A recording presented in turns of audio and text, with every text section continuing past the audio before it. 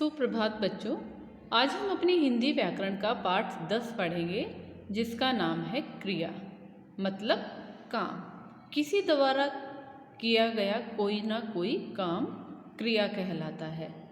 इन चित्रों को ध्यान से देखिए, इनमें कोई ना कोई काम बताए गए हैं। जैसे पहले चित्र में कुछ बच्चे नाच रहे हैं, तो नाचना उनका क्या है? काम। दूसरे चित्र में दादी जी कहानी सुना रही हैं और बच्चे बैठ के सुन रहे हैं, तो सुनाना और सुनना भी क्या है? काम है। तीसरी में एक लड़की फुटबॉल से खेल रही है, तो खेलना भी क्या हुआ? काम। और चौथे चित्र में दो बच्चे आपस में बात कर रहे हैं और बात करने के लिए उन्हें क्या करना पड़ता है? बोलना पड़ता है। तो बात करना या बोलना भी क्या है? काम है। तो चलिए क्रिया शब्दों के कुछ और उदाहरण हम वाक्यों से देख लेते हैं।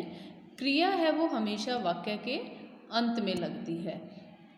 जैसे इस चित्र में हम देख रहे हैं कि वर्षा हो रही है। हो रही है ये क्या है? क्रिया शब्द है। होना क्रिया को दर्शा रहा है। आगे,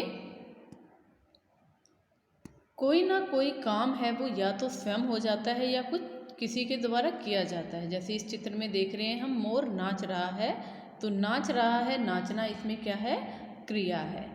इस चित्र में पेड़ हिल रहे हैं, तो हिल रहे हैं, तो हिलना क्या है? काम है। तो ये भी क्रिया को दर्शा रहा है। पत्ते गिर रहे हैं, गिरना भी क्रिया को दर्शाता है। तुम नहा रहे हो, नहाना क्रिया शब्द है।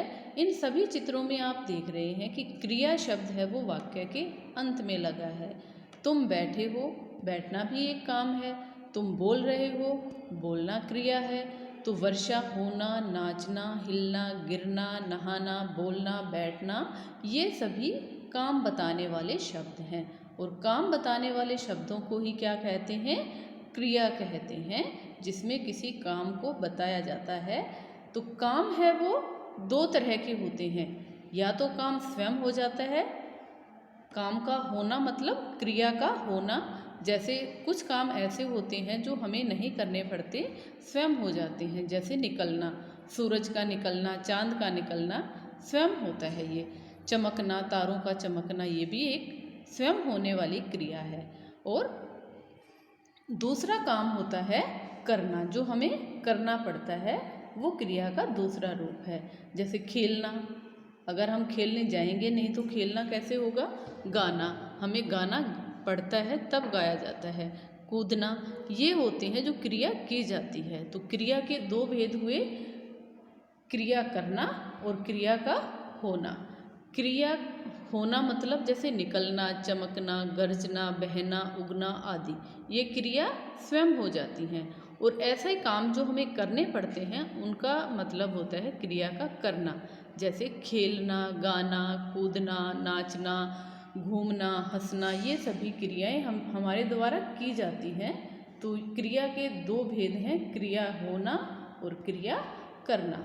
इसके बाद है बच्चों, क्रिया पर लिंग और वचन का भी प्रभाव पड़ता है।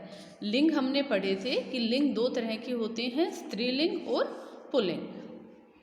ऐसे शब्द जो स्त्रीलिंग होते हैं उनमें क्रिया बदल जाती है, और जो पुल्लिंग होते हैं उनमें भी लिंग के अनुसार क्रिया बदल जाती है। जैसे इस चित्र में हम देख रहे हैं कि लड़की लिखती है। लड़की यहाँ पे क्या है?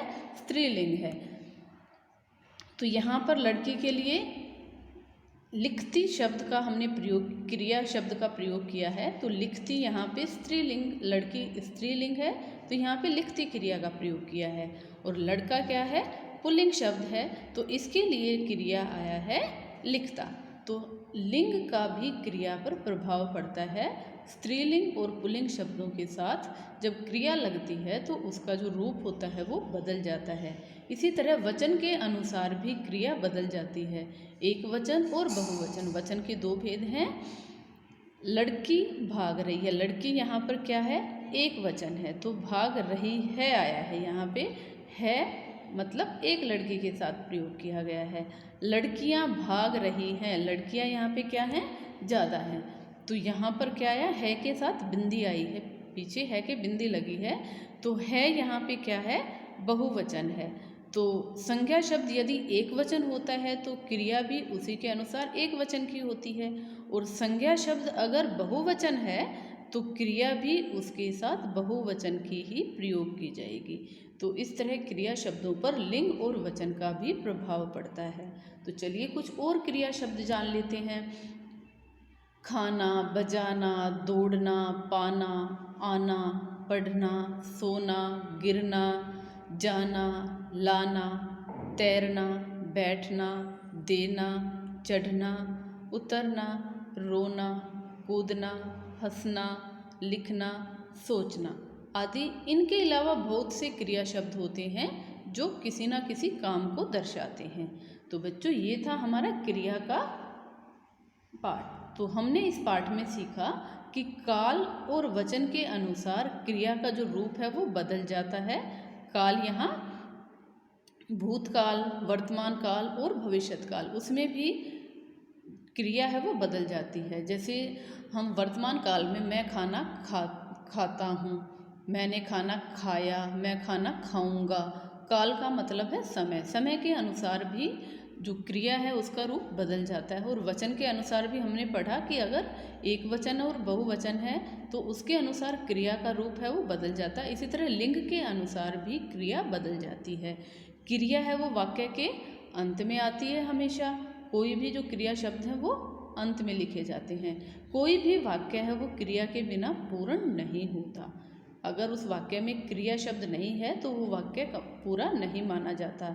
और सम्मान देने के लिए हम क्रिया का बहुवचन रूप का प्रयोग करते हैं। जैसे हम बोलते हैं कि हमारे देश के राष्ट्रपति रामनाथ कोविंद हैं के बाद क्या आता है, अनुस्वार आता है, बिंदी उसके पीछे लगती है।